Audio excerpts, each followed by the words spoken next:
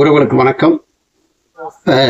தமிழக வெற்றி கழகத்தைச் சேர்ந்த விஜய் அவர்கள் 108 இடங்களில் வெற்றி பெற்று தமிழ்நாட்டின் முதலமைச்சராக ஆவதற்கு பெரும்பான்மை நிரூபிக்கணும்னு சொல்லி போராடிட்டு இருக்காப்புல. வழக்கம் போல என்ன ஜெயிச்ச உடனே ரோட்டில் வண்டியை போட்டு ரோட்டில் படுத்து கூடியெல்லாம் எடுத்துகிட்டு அட்ராசிட்டி பண்ணாங்க. இப்போ ஆக முடியலன்னு அடுத்து சிம்பதி கிரியேட் பண்ணுவாங்க மக்கள்கிட்ட. அது இருக்கட்டும்.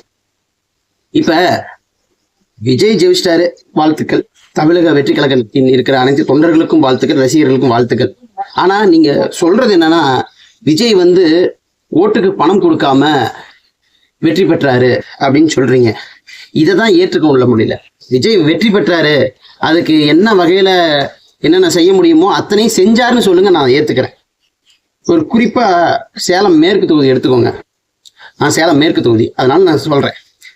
அப்போ சேலம் மேற்கு தொகுதியில் ஆரம்பத்திலே ஒருத்தர் வீட்டுக்கு போயிருந்தேன். அப்போ அவங்க சொன்னாங்க, என்ன சொல்கிறாங்கன்னா, அந்த கட்சிக்காரங்க தான் நேற்று தான் 7,000 ரூபா மதிப்புள்ள மல்லிகை சாமான் பொருள் வீட்டுக்கு வந்துச்சு அப்படின்னாங்க.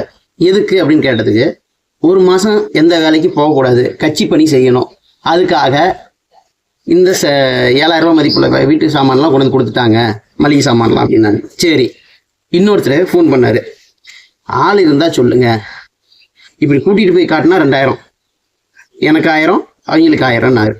யார்? டிவிக்கே பொறுப்பாளர் தான். ரெண்டாவது, ஓட்டுக்கு 2,000 பணம் கொடுத்தாங்க. சரியா? மூணாவது, சீலை ஒரு வீட்டுக்கு ஒரு பெண்கள் இருந்தா, 2 பெண்கள் இருந்தான்னா, 3 பெண்கள் இருந்தாலும் சரி, ஒரு பெண்களுக்கு வீதம் ஒரு சீலை. ஓட்டு போடுற நைட்டே போணுச்சு. இல்லைன்னு சொல்லுங்க, மறுக்க சொல்லுங்க. பூத்துக்கு 15,000 பணம். இதெல்லாம் நான் சொல்றேன்ல, இவ்வளவு குற்றச்சாட்டு வைக்கிறேன்ல, இத லட்சுமணன் அவர்கள் நான் செய்யலைன்னு சொல்லி ஒரு காணொலி போட சொல்லுங்க, நான் ஏத்துக்கிறேன். ஏன் காணொலி போட சொல்றேன்னா, மக்களுக்கு தெரியும், சேலம் மேற்கு தொகுதியில் இருக்கிற மக்களுக்கு தெரியும், அவங்களுக்கு 2,000 ரூபாய் பணம் வந்துச்சா இல்லையா, ஓட்டுக்கு சீலை வந்துச்சா இல்லையான்னு அவங்களுக்கு தெரியும். ஆமா கொடுத்தேன்னு அவரால் சொல்ல முடியுமா? அதுக்கு ஆண்மை இருக்கா? சொல்ல முடியுமா? ஜனநாயகத்தை நீங்கள் எப்படி வெல்றீங்க? பணநாயகத்தால தான். அதே போன்று எல்லா தொகுதியிலும் கொடுத்தாங்கன்னா நான் சொல்ல வரல. சேலம் தெற்கில் கொடுத்தாங்க, மேற்கில் கொடுத்தாங்க, ஓமலூரில் கொடுத்தாங்க, இது நிறைய இடங்களை கொடுத்துருக்காங்க. நிறைய இடங்களை கொடுக்கல, அவங்ககிட்ட இருந்திருக்காது. விஜய் முதற்கட்டமாக நிற்க வச்ச வேட்பாளர் எல்லாம் பணக்கார வேட்பாளர்கள் தானே. ஏன் நேற்று ஒருத்தர் என் கட்சிக்காரர் ஒருத்தர் ஃபோன் பண்ணார். அவரோட சொந்தக்காரர் தான் ஏடிஎம்கேல வீரபாண்டி தொகுதியில் நிற்கிறாரு. அவர் 3 கோடி ரூபா கொடுத்து தான் சீட்டு வாங்கினாருங்கிறது அவர் சொல்றாரு. ஆனா வாக்குக்கு பெருசா பணம் தரல, ஆனா சீட்டு 3 கோடி ரூபா கொடுத்து தான் வாங்கினாருங்கிறார். இதுதான் அரசியல். மக்கள் இவரைத்தான் தூக்கிட்டு போய் தலையில கொண்டாடுறீங்க, கொண்டாடுங்க. நல்லதை கொடுத்தா எவன் ஏத்துக்கிறான்? நான் சைக்காலஜிக்கலான ஒரு வீடியோ பார்த்தேன். அவர் ஒரு டாக்டர் சொல்றாரு, ஏன் சீமான் தோத்தாருங்கிறதுக்கு ஒரு காரணம் சொல்றாரு.